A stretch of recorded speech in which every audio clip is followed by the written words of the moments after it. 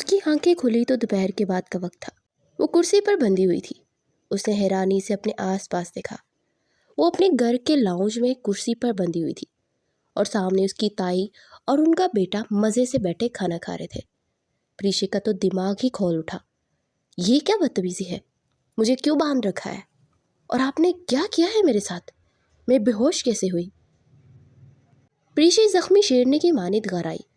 یہ بات سن کر تائی اس کے پاس آئی۔ پریشا، تم جب میرے لیے پانی لینے گئی تھی نا، تب میں نے تمہارے جوس کے گلاس میں بے ہوشی کی دوا ملا دی تھی۔ اور دوسرا سوال، تمہیں ایسے کیوں باندھ رکھا ہے؟ تو تم بہت تیز ہو، سامنے والے کو موقع دیے بنا بھاگ جاتی ہو، اس لیے تمہیں قابو کیا ہے جیسے جنگلی بھینس کو کیا جاتا ہے۔ وہ مکروا ہنسی ہنستے اس کے گرد گول گول گھوم رہی تھی۔ پریشا کا دل چاہ رہا تھا ان کا منہ توڑتے۔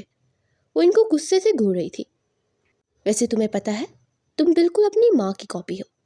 اس کے پاس بھی تمہاری طرح بے مثال حسن تھا، بس آنکھیں تم نے اپنے باپ سے لی ہیں۔ باقی سارا حسن تمہاری اس عافیہ جیسا ہے۔ پریشا ناسمجھی سے انہیں دیکھ رہی تھی۔ کیا بکواس کر رہی ہیں؟ وہ جھنجھلا کر کہتی اپنا ہاتھ آزاد کروانے لگی۔ اس بات پر وہ ہنستی گئی اور پریشا حیرت زدہ رہ گئی۔ مجھے وہ زہر لگتی تھی۔ اس کے پاس اتنا حسن تھا کہ مجھے اس سے حسد ہوتا تھا۔ ویسا ہی حسن تمہارے پاس ہے۔ کبھی کبھی مجھے تم عافیہ کی کاپی لگتی ہو، ویسے ہی خوبصورت ہو کہ مجھے تم سے بھی حسد ہوتا ہے، نفرت ہے مجھے تم سے۔ خیر، کام کی بات پر آتے ہیں۔ اور پریشا پتھر بنی ان کو سن رہی تھی۔ یہ سارے جائیداد کے کاغذ، ان پر تم سائن کر دو، بس اس سے زیادہ ہمیں کچھ نہیں چاہیے۔ پریشا نے ناسمجھی سے انہیں دیکھا۔ ارے، تمہیں نہیں پتا کیا تمہارے باپ نے اپنی ساری جائیداد تمہارے نام لگائی ہوئی ہے؟ بس ہمیں جائیداد چاہیے، تمہارا انگوٹھا بھی لگا سکتے تھے، مگر تمہارا باپ بہت تیز ہے، تمہارے سائن کے بنا کچھ نہیں ہو سکتا۔ وہ دو اور تم آزاد۔ پریشا کے اندر غصہ ابلنے لگا۔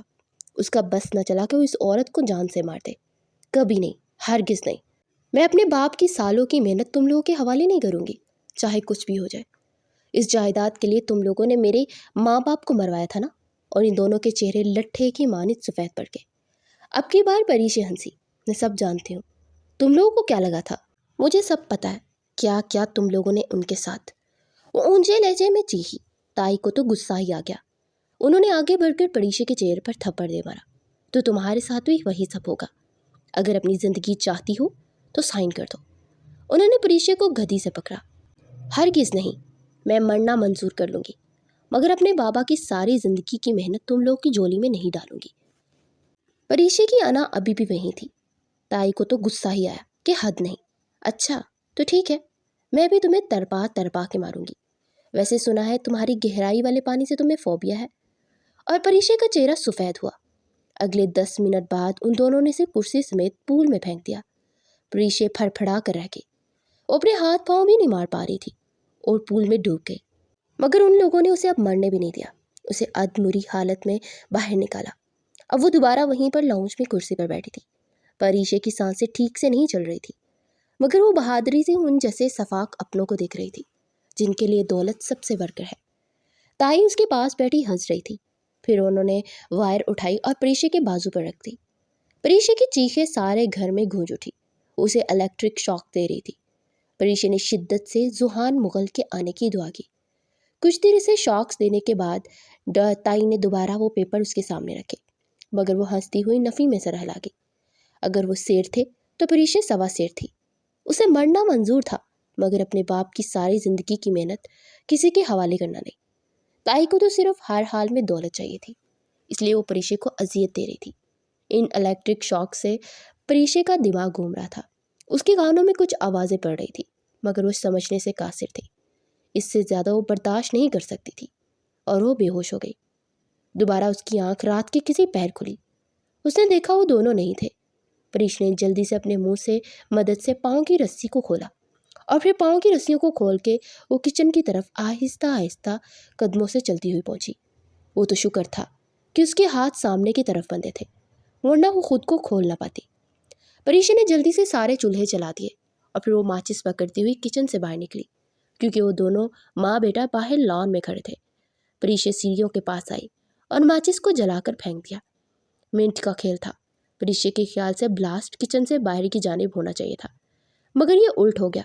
سارا لاؤنج بلاسٹ ہو گیا۔ پریشے اچھلتی ہوئی دور جا گری۔ اس کا سر سیڑھیوں کے دہانے پر لگا، خون کا فوارہ ابلتا اس کے سر سے بہہ نکلا اور وہ ہوش و حواس سے بیگانہ ہوتی وہیں گر گئی۔ آگ لگی دیکھ تائی اور ان کا بیٹا تو بھاگ گئے، کیونکہ سامنے کرسی ساری جل رہی تھی۔ ان کے خیال سے پریشے بھی جل گئی ہوگی۔ وہ اپنی جان بچاتے بھاگے۔ وہ لوگ تو بھاگ گئے، مگر پیچھے پریشے آگ میں جلتی بے ہوش رہ گئی۔ کچھ پل گزرے جب کسی کے قدموں کی آواز ابھری، پھر وہ چاپ نزدیک آنے لگی۔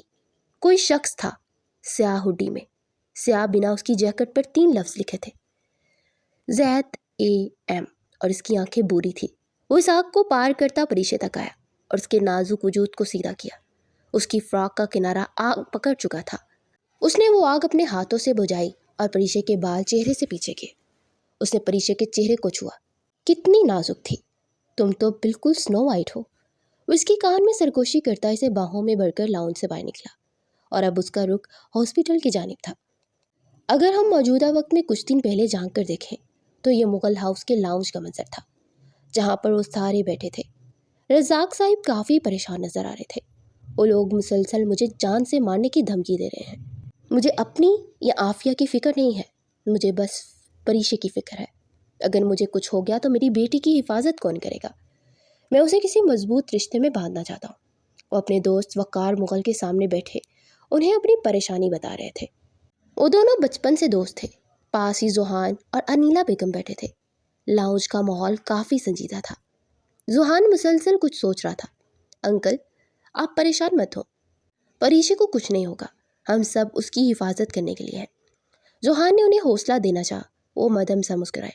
بیٹا، پھر بھی اگر مجھے کچھ ہو جاتا ہے تو وہ اکیلے کیسے سروائیو کرے گی؟ میں جانتا ہوں میری بیٹی بہت بہادر ہے، مگر یہ معاشرہ اسے محفوظ نہیں رہنے دے گا، اور پھر اس کا تم سب سے کوئی خاص رشتہ بھی نہیں ہے۔ میرا تو اپنا ہی بھائی میرے خون کا پیاسا ہو گیا ہے۔ اگر میرے بعد ان لوگوں نے پریشے کو چوٹ پہنچانے کی کوشش کی تو کیا ہوگا؟ کون اس کی حفاظت کرے گا اور کس رشتے سے؟ وہ بہت بے بس نظر آ رہے تھے۔ زوہان انہیں ہی دیکھ رہا تھا، پھر اس نے لمحوں میں فیصلہ کر لیا۔ تو ٹھیک ہے، میں حفاظت کروں گا پریشے کی، میں اسے اپنی عزت بنا لوں گا۔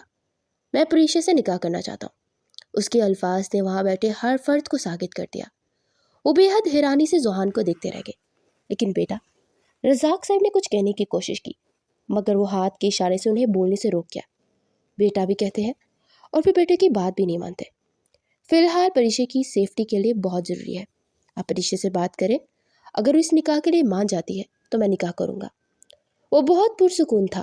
وقار صاحب کو اپنے بیٹے پر فخر محسوس ہوا۔ انیلا بیگم بھی مسکرا پڑی۔ پریشے تو ان کی آنکھوں کے سامنے بھری ہوئی تھی۔ رزاق صاحب کا اپنا بزنس تھا، مگر انہوں نے یہ سارا بزنس اپنے بل بوتے پر کھڑا کیا تھا۔ ان کے والد ان کے حصے میں کچھ خاص جائیداد نہیں چھوڑ کر گئے تھے، مگر ان کا بڑا بھائی انہیں جائیداد میں سے آدھا حصہ اپنے نام کرنے کے لیے کہہ رہا تھا، جبکہ رزاق صاحب نے یہ کہہ کر منع کر دیا کہ وہ ساری جائیداد ان کی ہے۔ انہوں نے خود کمائی ہے اور اس دولت میں ان کے باپ کی جائیداد کا کوئی حصہ نہیں۔ وہ یہ تمام پراپرٹی صرف پریشے کو ہی دیں گے۔ تو انہوں نے اپنے ہی بھائی کو جان سے مار دینے کی دھمکی دی اور یہ بھی کہہ دیا کہ وہ رزاق صاحب کو ان کی بیٹی اور بیوی سمیت ختم کر دیں گے۔ وہ پھٹی پھٹی نگاہوں سے اپنی ماں باپ کو دیکھ رہی تھی۔ آپ کیا کہہ رہی ہیں ماما؟ بے یقینی سے اس نے پوچھا۔ دیکھو بیٹا، فی الحال زوہان جو کہہ رہا ہے وہ بالکل ٹھیک ہے۔ تمہارے بابا بہت زیادہ پریشان ہیں، اس لیے بہتر ہے کہ تم یہ نکاح کر لو۔ اس طرح تمہارے باپ کی آدھی پریشانیاں دور ہو جائیں گی۔ کیا تم اپنے باپ کی پریشانیاں دور نہیں کر سکتی؟ عافیہ بیگم کی آنکھوں میں آنسو آ گئے۔ پریشے نے ایک دم سے لب سی لیے۔ وہ کیا کہتی؟ اس کے سارے الفاظ ہی حلق میں دب گئے تھے۔ اس نے بنا کچھ کہے خاموشی سے اس بات میں سر ہلا دیا۔ نہ جانے بابا کی جان کو کس سے خطرہ تھا، وہ دونوں اسے کچھ بتا بھی نہیں رہے تھے۔ وہ اکثر ویکینڈز پر یا چھٹیوں میں مغل ہاؤس آتی تھی، تبھی اس کی زوہان سے ملاقات ہو جاتی تھی۔ 26 سالہ زوہان مغل خوبصورتی کی مثال، اس کی کان جیسی بوری آنکھیں، اس میں جھلکتی ذہانت جو کسی بھی انسان کو اس کا گرفتار کر سکتی تھی۔ 6 فٹ سے نکلتا قد، وہ بھی بہت خوبصورت و بہت ہینڈسم کہ کوئی بھی لڑکی اپنا دل اس پر ہار سکتی تھی۔ تو وہیں 20 سالہ پریشے خوبصورتی میں بھی کسی سے کم نہیں تھی۔ پریشے جہاں زیب، ولد رزاق جہاں زیب۔ آپ کا نکاح زوہان احمد مغل ولد وقار احمد مغل سے بحق اوز شرعی حق مہر طا پایا جاتا ہے، کیا آپ کو قبول ہے؟ اس کے کانوں میں کہ تیسری بار مولوی صاحب کی آواز پڑی۔ کچھ سمجھ نہیں آ رہی تھی۔ ہوش تو تب آئی جب رزاق صاحب نے اس کے کندھے پر ہاتھ رکھا، اس کی توجہ نکاح کی جانب کروائی۔ اس نے خالی خالی نگاہوں سے اپنے باپ کو دیکھا، پھر جیسے وہ ہوش میں آئی اس کے لب پھڑ پھڑائے۔ قبول ہے۔ اب مولوی صاحب اس کے سامنے نکاح نامہ رکھ رہے تھے۔ اس نے کانپتے ہاتھوں سے نکاح نامے پر دستخط کر دیے۔ نکاح مغل ہاؤس میں ہونا ہی طے آیا تھا۔ نکاح کے بعد وہ فوراً اٹھی اور کمرے میں جا کر غائب ہو گئی۔ ذوحان واضح اسے پریشان دیکھ سکتا تھا۔ کیا وہ اس نکاح سے خوش نہیں تھی؟ وہ تو سمجھ رہا تھا کہ پریشنے نے رضامندی دے دی ہے، تبھی تو نکاح ہوا ہے۔ یہی سوچتے ہوئے اس سے بات کرنے کی غرض سے اس کے کمرے میں داخل ہوا۔ دروازہ کھلا تو وہ ونڈو کے پاس کھڑی نہ جانے آسمان میں کیا تلاش کر رہی تھی۔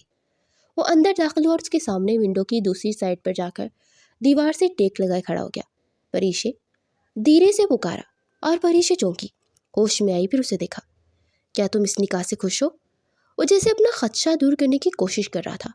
پریشے کی آنکھوں میں حیرت ابھری۔ سوری، میں جانتا ہوں کہ یہ سوال مجھے نکاح سے پہلے پوچھنا چاہیے تھا، مگر یہ پہلے میرے ذہن میں کیوں نہیں آیا؟ وہ جیسے شرمندہ ہوا۔ سوالیہ نگاہیں اب بھی پریشے پر ٹکی ہوئی تھی۔ خوشی کا تو نہیں پتا، مگر مطمئن ضرور ہوں۔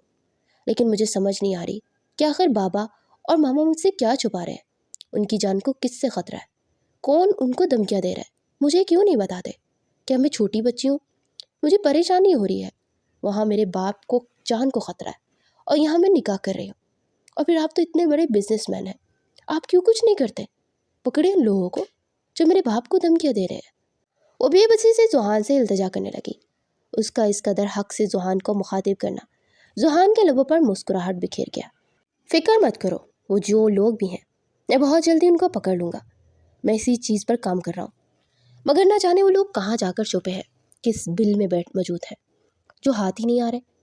ذوحان نے اس کے قریب ہوتے اس کا ہاتھ پکڑے اسے یقین دلایا کہ جب تک وہ ہے تب تک کچھ نہیں ہوگا۔ وہ حیرت سے اپنا ہاتھ ذوحان کے ہاتھ میں دیکھ رہی تھی، جس نے اس کا ہاتھ نرمی سے تھپ تھپاتے ہوئے چھوڑ دیا۔ تم ریسٹ کرو، مجھے تمہاری طبیعت ٹھیک نہیں لگ رہی۔ اب وہ پیشانی چھو رہا تھا۔ اس کا لمس جسم میں سکون کی طرح اتر رہا تھا، یا پھر محرم کا لمس شاید اسی طرح اچھا لگتا ہے۔ وہ حیران پریشان اس شخص کو دیکھ رہی تھی۔ ایسے کیا دیکھ رہی ہو؟ ذوحان نے اس کی آنکھوں میں حیرت دیکھتے ہوئے سوال پوچھا۔ ایسے ہی ایک بات سوچ رہی تھی۔ اس کی سحر میں جگری نہ جانے کب اپنے دل کی بات بول گئی۔ کیا سوچ رہی تھی؟ ذوحان نے اسی لہجے میں پوچھا۔ یہی کہ اس شہر کا سب سے ہینڈسم کم عمر بزنس مین میرا شوہر بن گیا، یا پھر یہ کوئی خواب ہے؟ اس نے اتنی سنجیدگی سے کہا کہ ذوحان کتنے ہی پل ہنستا رہا۔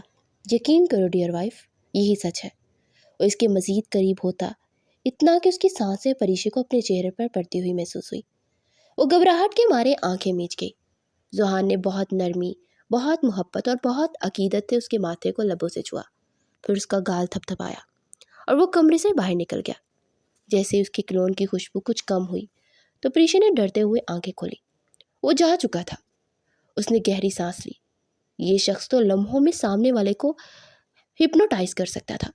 وہ محض سوچ کر رہ گئی۔ ان کے نکاح کو 2 دن گزر چکے تھے۔ وہ سارے اس وقت لاؤنج میں بیٹھے تھے۔ پریشے بھی پاس ہی بیٹھی تھی جب رزاق صاحب نے وقار صاحب کو مخاطب کیا۔ مجھے بار بار فون آ رہے ہیں، ایک امپورٹنٹ میٹنگ کے سلسلے میں مجھے واپس جانا ہوگا۔ میں اور عافیہ جا رہے ہیں۔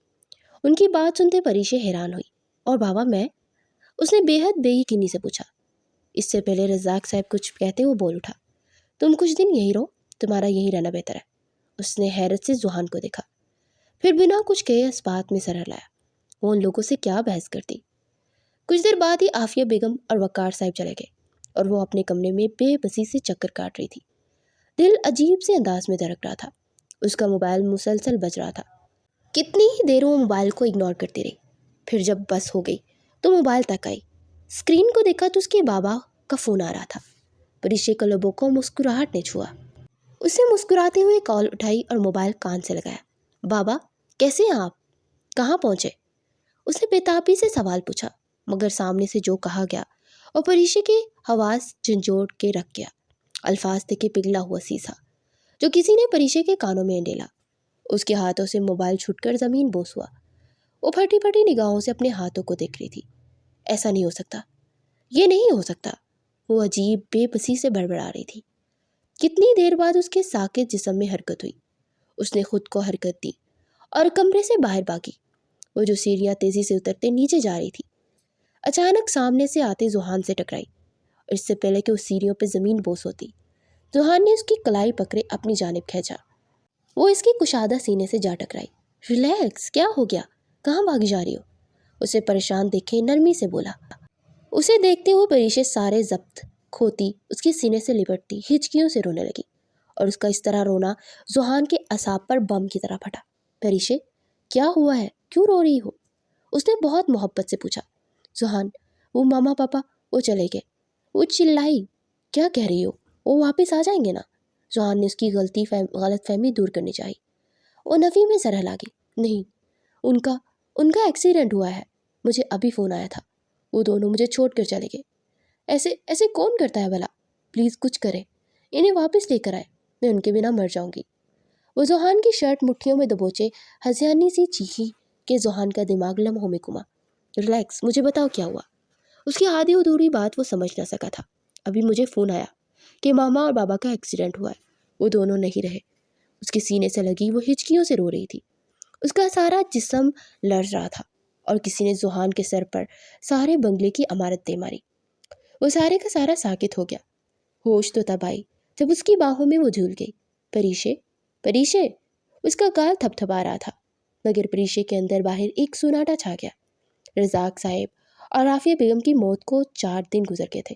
وہ جانتی تھی کہ اس کے ماں باپ کو مارا گیا ہے، مگر کس نے مارا وہ ابھی زوہان اسے نہیں بتا رہا تھا۔ اس نے بس زوہان کا موبائل فون پر بات کرتے سنا تھا۔ وہ اس وقت بالکنی میں کھڑا موبائل فون پر بات کیے غصے سے گرج رہا تھا۔ جب وہ وہاں سے گزرتی ٹھٹک کر رکی۔ مجھے وہ شخص ہر حال میں چاہیے۔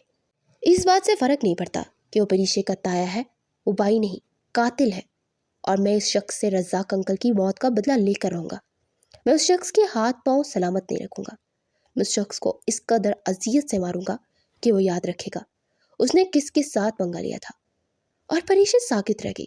اس کے سر پر آسمان پھٹ پڑا، یہ سچ جان لینے کے بعد کہ اس کے والدین کے قاتل کوئی غیر نہیں، اس کا اپنا سگا تایا تھا۔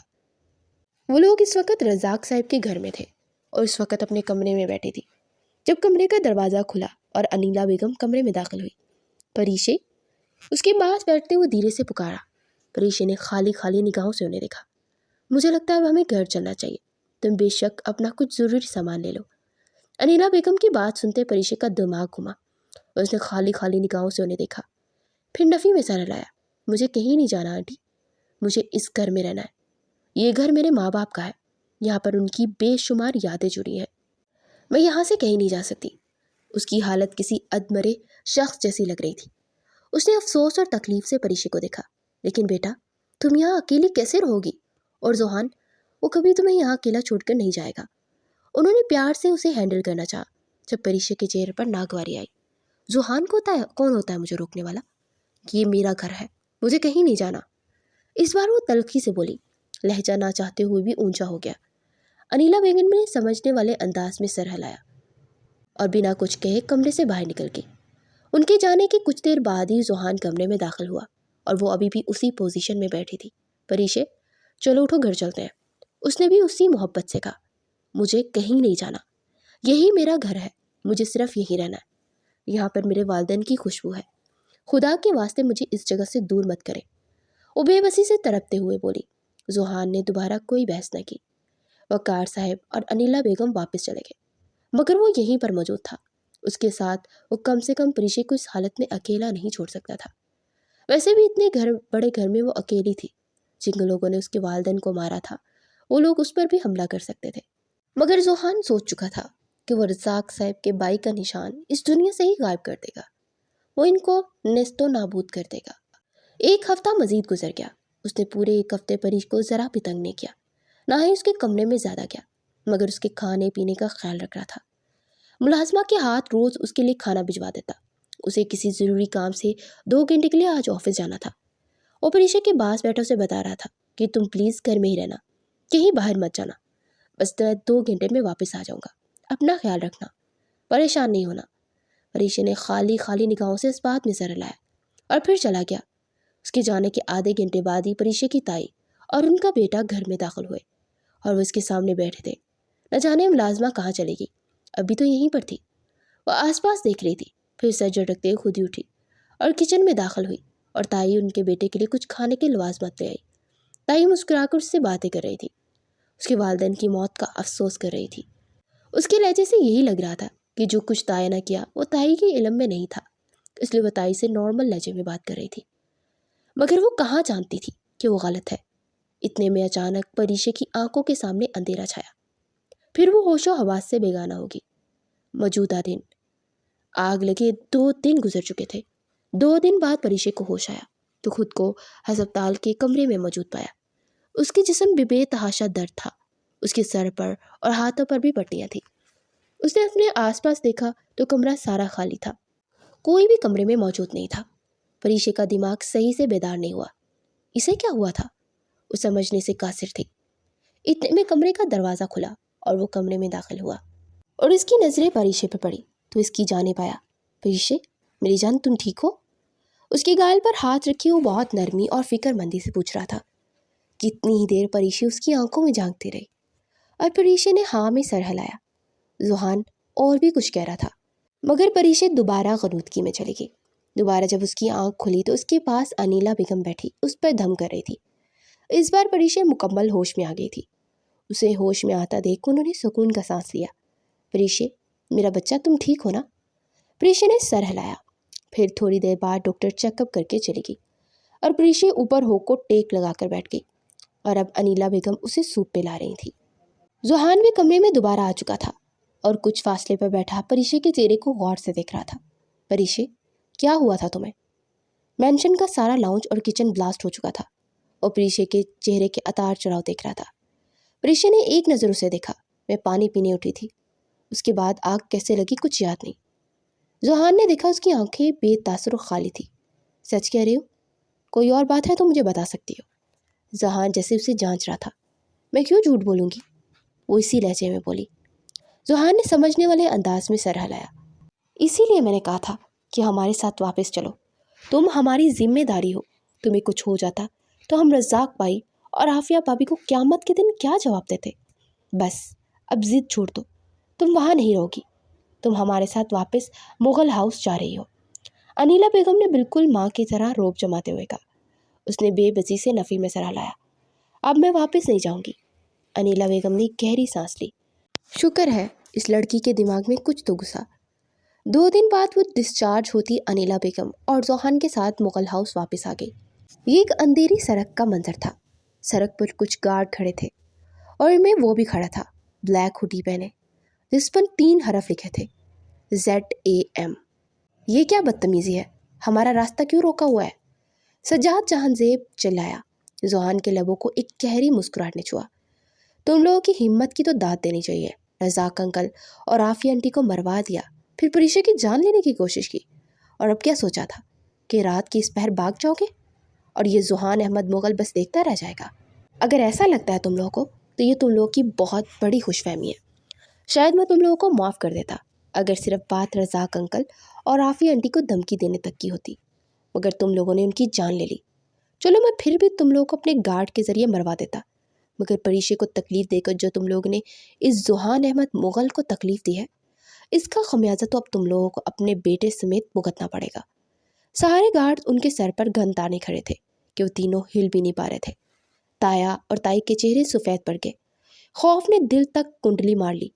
तुम लोग जानते भी हो परीशे मेरे लिए कितनी खास है। कोई उसे नुकसान पहुंचाने का सोचे भी तो मैं उस शख्स का सफ़ा हस्ती से ख़त्म कर देता हूँ। तो फिर तुम लोगों ने तो उसे जान से मार देने की कोशिश की है, उसे तकलीफ़ पहुंचाई। वो तकलीफ़ सिर्फ उसे नहीं, मुझे भी पहुंची है, और ख़ुद को तकलीफ़ देने वालों को मैं जान से मार देता हूँ। और तुम लोग जानते भी नहीं हो कि परीशे सिर्फ मेरी मोहब्बत नहीं, वो मेरा जुनून है, और अपनी बीवी पर एक आँच में बर्दाश्त न करूँगा। वो एक एक लफ्ज़ चबा कर बोलता उन सबको कांपने पर मजबूर कर गया। उसकी आंखों में बेतहाशा आग की तपिश थी। उसने भी अपने एक आदमी को इशारा किया। आदमी ने पेट्रोल गाड़ी के ऊपर छिड़क दिया। वो सब चीख चिल्ला रहे थे, मुआफ़ी मांग रहे थे, मगर ज़ुहान पत्थर हो चुका था, जैसे कुछ सुनता नहीं। फिर चंद कदम चलते हुए दूर हुआ और पलट गया। गार्ड सारे पीछे हो गए। उसने अपने हाथ में मौजूद लाइटर जलाया और हवा में उछाल दिया। एक धमाका हुआ जो सुनसान सड़क पर आग दूर तक फैली और ज़ुहान का दिल ठंडा पड़ गया। इस वाक़ये को 1 हफ्ता गुजर चुका था। दोबारा इस बारे में ना ही ज़ुहान ने पूछा और ना ही अनिला बेगम ने। ये रात के 8 बजे का वक्त था। वो कमरे में बेमकसद टहल रही थी। फिर कुछ सोचते उसने एलईडी ऑन की। वो आज बहुत बोर हो रही थी। सुबह से ज़ुहान को भी नहीं देखा था। वो इससे काफ़ी दिनों से खिंचा खिंचा था। वो नहीं जानती थी कि ज़ुहान को क्या हुआ है, मगर वो इससे बिल्कुल भी बात नहीं कर रहा था। वो जो न्यूज़ चैनल स्क्रॉल कर रही थी, एक चैनल पर आकर उसकी निगाह ठहर गई। तो नाजरीन, आपको बताते चले, मशहूर बिजनेसमैन रज़ाक जहांज़ेब के बड़े भाई और इनकी बीवी को किसी ने बहुत ही बेदर्दी से उनके बेटे समेत एक कार ब्लास्ट में जला डाला। सुनने में आया कि किसी ने रज़ाक साहब की मौत का बदला लिया है, क्योंकि कहा जाता है कि उनके अपने ही सगे भाई ने उनकी डेथ प्लान की थी। मगर ज़रा अभी फ़िलहाल इस बारे में ज़्यादा तफसीलात नहीं जान पाए कि ये एक्सीडेंट है या फिर मर्डर। बाकी तफसीलात जानने के लिए हमारे साथ जुड़े रहे। शुक्रिया। न्यूज़ चैनल कुछ और भी कह रही थी, मगर परीशे के दिमाग में तो धमाके हो रहे थे। वो फटी फटी निगाहों से स्क्रीन को देख रही थी। इतने में कमरे का दरवाज़ा खुला और ज़ुहान अंदर दाखिल हुआ। ज़ुहान की निगाहों में परीशे तक का सफ़र किया और परीशे को साकिन देखते उसकी निगाह परीशे की निगाहों के ताक़ुब में टीवी स्क्रीन तक गई और सामने जलती स्क्रीन को देख ज़ुहान की आंखों में चमक गहरी हुई। वो हैरानगी और फटी फटी निगाहों से अभी तक स्क्रीन को देख रही थी। ऐसा कैसे हो सकता है? ये किसने किया? वो भड़बड़ाई। ज़ुहान आगे बढ़ा। क्या देख रही हो? संजीदा लहजे में सवाल हुआ। ये सब किसने किया? वो हैरान परेशान थी। यकीनन ज़ुहान जानता होगा। ज़ुहान के लबों को एक तलख मुस्कुराहट ने छुआ। हो सकता है इन्होंने किसी के माँ बाप को मरवाया हो, किसी की बीवी को टॉर्चर के बाद जान से मारने की कोशिश की हो, उसे इलेक्ट्रिक शॉक दिए हो, उसे स्विमिंग पूल में धक्का दिया हो, उसे कुर्सी से बांध कर रखा हो और उस शख्स ने अपनी बीवी की मोहब्बत में अंधे होकर गुस्से से इन सबको जान से मार दिया। होने को तो कुछ भी हो सकता है। ज़ुहान इतनी साफ गोई से अपनी बात की वजाहत कर गया कि परीशे का सांस अटक गया। वो फटी फटी निगाहों से ज़ुहान को देख रही थी। आप? वो बामुश्किल बोल सकी और उसके मज़ीद करीब होता अपना हाथ उसके गाल पर रखा और उसकी आंखों में आंखें डाले संजीदगी से गोया हुआ। तुमने मुझे सच नहीं बताया। इसका मतलब ये नहीं था कि मैं सच नहीं जानता। जो शख्स मेरी बीवी के साथ इस तरह का सलूक करेगा, उस शख्स के लिए मेरी अदालत में सिवाय मौत के और कोई सज़ा नहीं, और मैंने उनको वो सज़ा दे दी। मगर तुमने मुझे सच्चाई ना बताकर मुझे बहुत डिसहार्ट किया है। तुमने मेरा दिल तोड़ा है परीशे। कम से कम मैं तुम्हें ऐसा नहीं समझता था। ज़ुहान की आंखों में मान टूट जाने की तकलीफ थी। किसी ने परीशे का दिल मुट्ठी में दबोचा था। सांस आना रुक गया था। उसने जल्दी से ज़ुहान का हाथ पकड़ा। ऐसा कुछ नहीं है ज़ुहान, आप गलत समझ रहे हैं। मैं बस आप लोगों को मज़ीद परेशान नहीं करना चाहती थी। वैसे भी मैं आप लोगों पर एक बोझ ही बन गई हूँ। और लफ्ज़ बोझ किसी ने ज़ुहान के सीने में खंजर की तरह उतारा। उसे लम्हों में गुस्सा आया। फॉर गॉड सेक परीशे, तुम मेरी बीवी हो और बीवी कब से बोझ होती है? तुम्हें शर्म आनी चाहिए ऐसे लफ्ज़ इस्तेमाल करते। वो सख्त देश में आया। परीशे की आंखों से ना चाहते हुए भी आंसू बहने लगे। सॉरी, मेरा वो मतलब नहीं था। वो धीमे लहजे में माफ़ी मांगते बेबसी से बोली। तो फिर क्या मतलब था? यहाँ मैं तुम्हारी हिफाजत करना चाहता हूँ, तुम मुझे खुद से अलग समझती हो? वो बेबसी से कह रहा था। परीशे ने तड़पते हुए नफ़ी में सर लाया उसकी तरफ, जैसे ज़ुहान का गुस्सा पल भर में कहीं हवा कर गई। आई एम सॉरी ज़ुहान, मेरा वो मतलब नहीं था। मैं सच में ऐसी किसी अटेंशन से नहीं कह रही थी। वो बेसाख्ता आगे बढ़ी और उसके सीने से लिपट गई।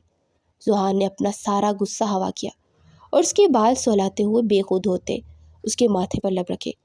तो फिर कहीं जाकर परीशे को सुकून का एहसास हुआ। कुछ देर मज़ीद गुजर गई थी। रमज़ान का महीना स्टार्ट हो गया था। वो यहाँ आकर कुछ पुरसुकून हो गई थी, मगर आहिस्ता आहिस्ता वो ठीक हो जाएगी, वो जानती थी। रमज़ान का महीना बहुत अच्छे से गुजरा और बालाखिर चांद रात भी आ गई। वो दोनों इस वक्त छत पर खड़े थे। वो देखे चांद। परीशे ने एक्साइटेड से होते ज़ुहान का बाजू हिलाया तो ज़ुहान ने मुस्कुराते उसे देखा। यहाँ क्या देख रहे हैं? वहाँ देखे ना। उसने ज़ुहान के चेहरा चांद की तरफ फेरा। ज़ुहान ने फिर दोबारा उसे देखा। मुझे उस चांद से फ़र्क नहीं पड़ता, मेरा चांद तो तुम हो। उसकी बात सुनते परीशे लम्हों में लाल पीली हो गई। कितनी ही देर बाद अपनी खफ्त मिटाते को उसने ज़ुहान को मुखातिब किया। अच्छा सुने, मुझे मेहंदी लगवानी है। वो अपने दोनों खाली हाथ उसके सामने करती उसे दिखा रही थी। ज़ुहान खुल कर मुस्कुराया। चलो आओ, मैं तुम्हारे हाथों में मेहंदी लगाता हूँ। वो बेहद बेयकीनी से ज़ुहान को देख रही थी।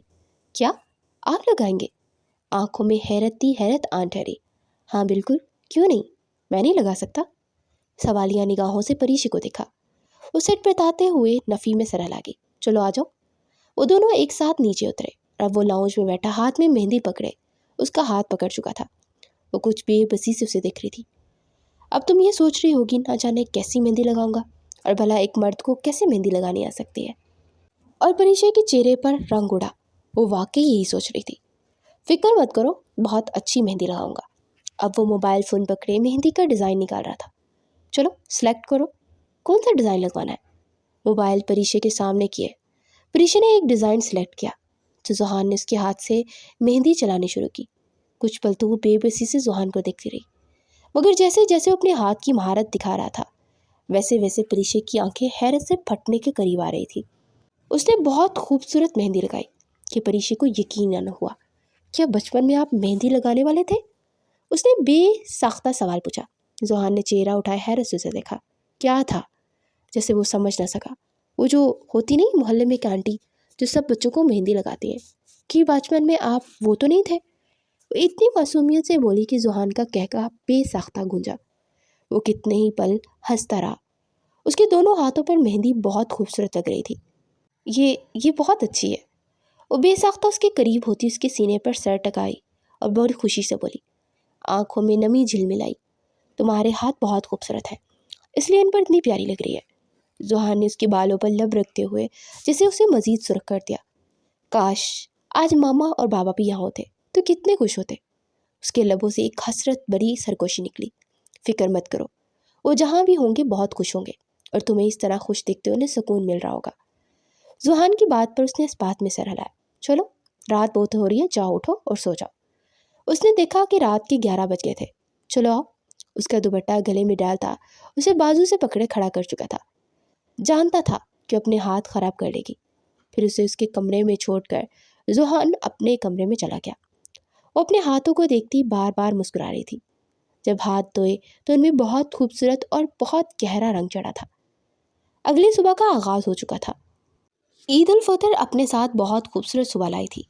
वकार साहिब और जुहान ईद की नमाज अदा करने गए थे। प्रीशा इस वक्त जुहान मुगल के कमरे में मौजूद थी। बहुत खूबसूरत टखनों तक आती डार्क फ्रॉक, ब्लू कलर की फ्रॉक जिसके ऊपर बहुत नफीस गोल्डन काम हुआ था। उसके साथ हमरंग दुपट्टा और कैपरी पहने वो तैयार खड़ी थी। एक हाथ में ब्रेसलेट था और दूसरे हाथ में चूड़ियाँ। गले में एक लॉकेट लटक रहा था और कानों में बहुत खूबसूरत छोटे से डायमंड के इयररिंग्स थे जो उसे पिछले माह जुहान मुगल ने उसकी सालगिरह का तोहफा दिया था। चेहरे पर हल्का फुल्का मेकअप किए, बाल सारे खोल रखे थे। वो अपना जायजा ले रही थी जब कमरे का दरवाज़ा खुला और जुहान मुगल अंदर दाखिल हुआ।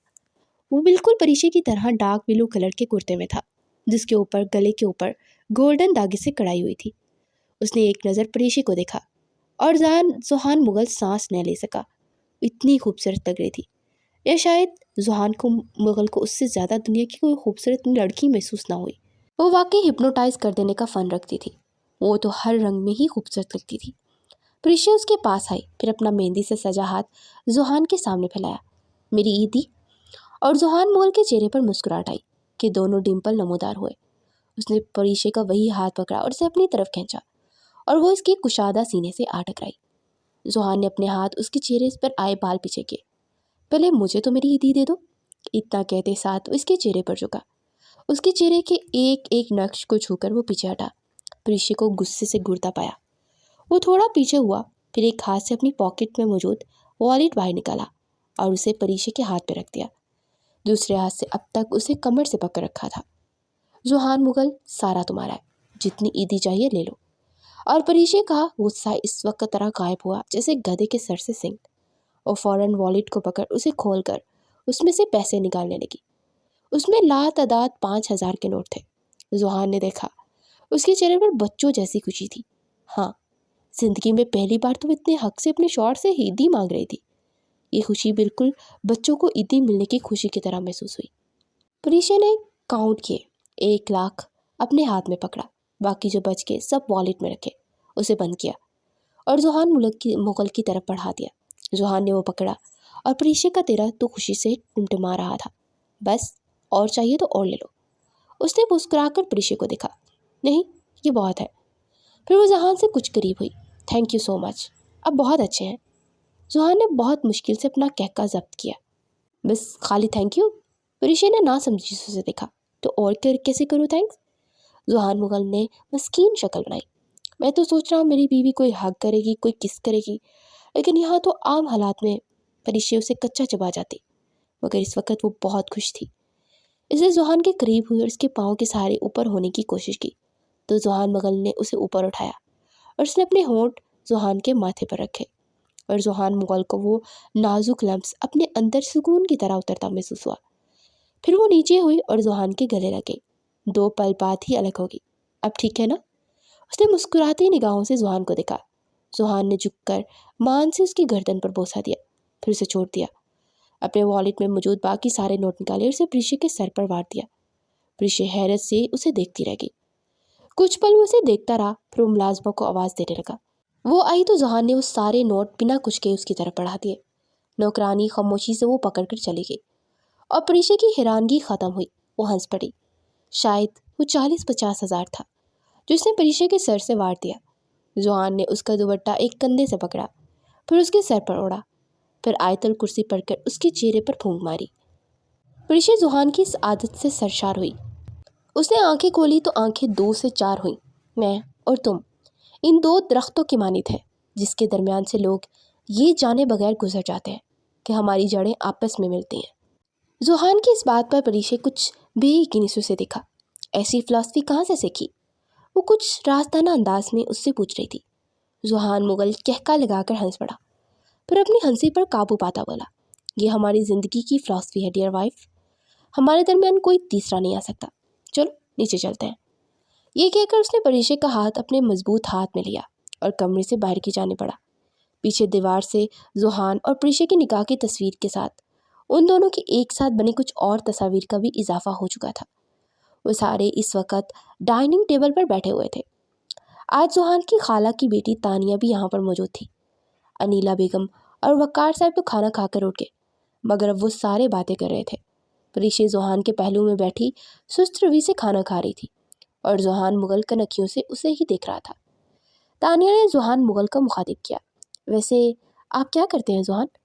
हम सालों पहले बचपन में मिले थे, इसलिए मैं आपके बारे में कुछ जानती नहीं। उसकी मोहब्बत बयानी पर परीशे तो कलस कर रह गई। उसने एक नज़र तानिया को देखा। बिजनेसमैन हूँ। तानिया ने समझने वाले अंदाज में सर हिलाया और उससे मज़ीद बातें करने लगी। परीशे ने अपने दाएं हाथ की मुट्ठी बहुत ज़ोर से खींची, जब अचानक ज़ुहान मुगल ने अपना दायां हाथ उसने घुटने पर रखकर उसकी मुट्ठी खोल दी और उसका हाथ मजबूती से पकड़कर अपनी खुरदरी उंगलियां उसकी नाजुक उंगलियों में उलझाकर उसके हाथ की पुश्त पर अंगूठा फेरने लगा। परीशे ने एक नज़र उसे देखा। उसका अंदाज ऐसा था जैसे कह रहा हो कि फ़िक्र मत करो, ज़ुहान मुगल सिर्फ तुम्हारा है। परीशे ने हैरत से ज़ुहान मुगल को देखा, मगर वो हल्की सी मुस्कुराहट लिए सामने बैठी तानियों को दिख रहा था। परीशे ने उठने की कोशिश की, मगर ज़ुहान मुगल की पकड़ उसके हाथ पर मज़ीद मजबूत हुई। वो बेबसी से उसके हाथ को देखती बैठ गई। उसने एक नज़र तानिया को देखा जो मुस्कुरा रही थी। परीशे का दिल तो चाहा कि उसका मुंह तोड़ दे, मगर उससे हाथ मजबूती गिरफ्त से रिलैक्स कर रही थी। परीशे दोबारा अपने दाएं हाथ से खाने लगी। वैसे आपका शादी के बारे में क्या ख्याल है? तानिया की मुस्कुराती आवाज़ पर परीशे ने प्लेट में चम्मच जोर से पटका।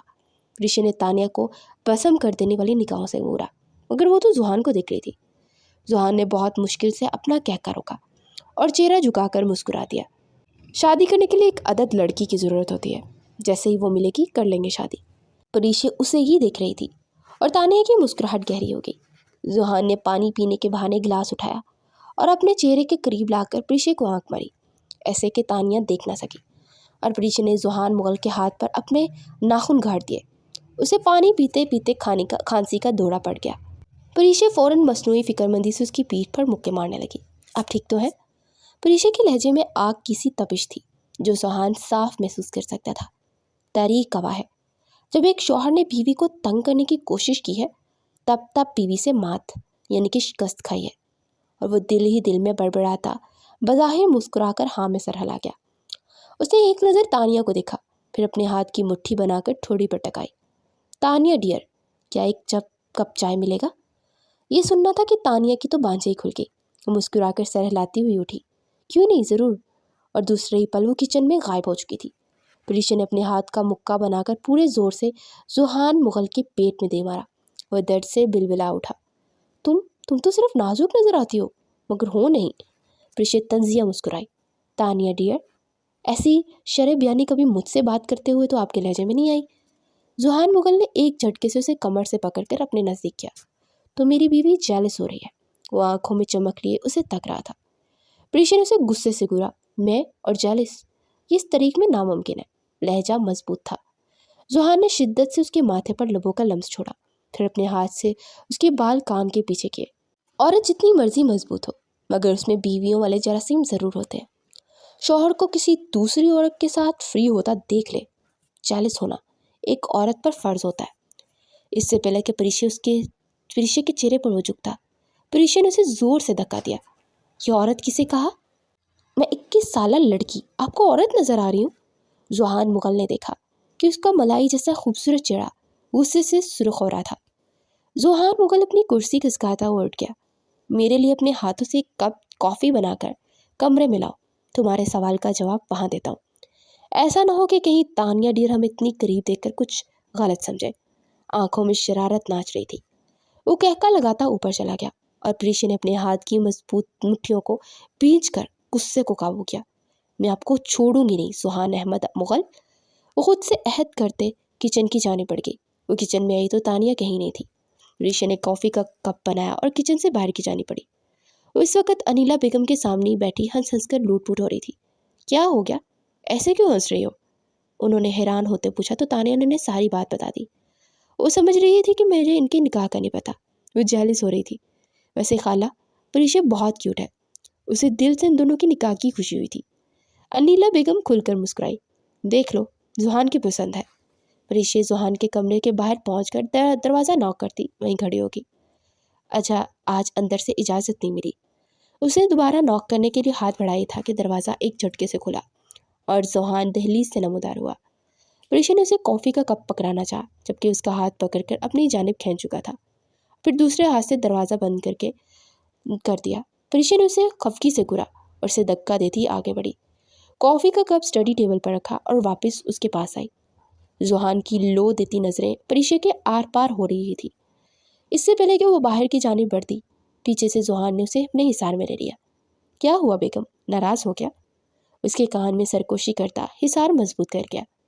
پریشا نے اس کے پیٹ میں کوہنی مارنے کی کوشش کی، مگر بری طرح ناکام ہوئی۔ چھوڑے مجھے اور جائیں اپنی تانیہ ڈیر کے پاس، وہ تو آپ کے لیے چائے بنا رہی ہے۔ ذوحان نے اس کے گلے سے دوپٹہ پیچھے کیا۔ میں چائے نہیں پیتا، صرف کافی۔ اسے تو میں نے کباب میں ہڈی کی طرح باہر نکالنے کے لیے بہانہ بنایا تھا۔ اتنا کہہ کر اس نے جھک کر مان سے اس کی گردن پر بوسہ دیا۔ پریشا نے اپنے اندر محبت اترتی محسوس کی۔ میں بابا سے بات کر رہا ہوں، اب مجھے تمہاری رخصتی چاہیے، میرا اب تمہارے بنا گزارا نہیں ہوتا۔ پریشا کے کان میں سرکوشی کرتے ہوئے اسے ساکت کر گیا تھا۔ پریشا جلدی سے اسے خود کو آزاد کرواتی باہر بھاگنے کے چکر میں تھی۔ ارے کہاں بھاگ رہی ہو؟ آج نہیں، مجھے بھی میری عیدی چاہیے۔ اتنا کہتے ہوئے اس کا چہرہ اپنی جانب موڑتے اس کے لبوں پر جھکا اور پریشا آنکھیں میچ گئی۔ اس شخص نے ثابت کیا تھا کہ مرد اپنی پسندیدہ عورت کے لیے کچھ بھی کر سکتا ہے، اور ایسے مرد بے شک بہترین مرد ہوتے ہیں۔